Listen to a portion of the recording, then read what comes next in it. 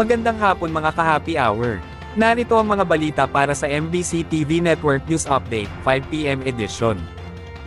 Sa MBC TV Sports, World Ranking ng Philippine Women's Volleyball Team, umakyat sa ika-55, ika-8 naman sa Asia.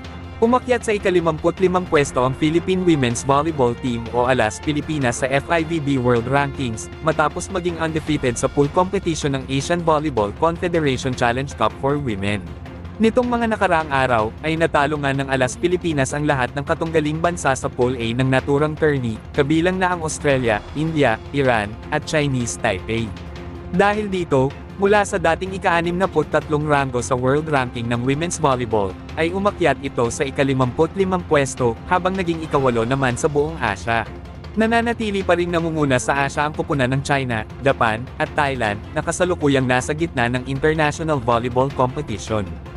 Sa Martes naman, ay makahaharap ng ALAS Pilipinas ang rank 4 sa Asia na Kazakhstan para sa do or die match, kung saan ang mananalong koponan ay didiretso sa finals ng AVC Challenge Cup for Women.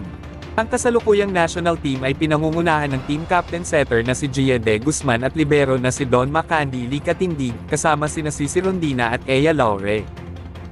Samantala, sa Metro Manila ngayon, 54 na katao na biktima ng umano'y food poisoning sa Barangay Ugong Norte QC Health Department, nagsagawa ng investigasyon. Sa inisyal na report ng Quezon City Epidemiology and Surveillance Division ng QC Health Department, 54 na katao ang nakaranas ng pananakit ng tiyan, pagtatae at pagsusuka, matapos dumalo sa isang pagtitipon. Kumuha na rin ng specimen sa ilang individual na nakararanas ng sintomas, upang matest at matukoy ang dahilan ng mga sintomas na naranasan. Hindi pa ngayon masabi ng City Health Department kung ilan sa mga biktima ang dinala at nananatili sa ospital. Ating alamin ang mga latest update mamayang alas 5:30 ng hapon, sa programang Metro Manila Ngayon, Afternoon Edition. At yan ang mga balita para sa MBC TV Network News Update, 5 PM edition. Samahan ninyo kami bukas, mula alas 9 ng umaga, hanggang alas 5 ng hapon.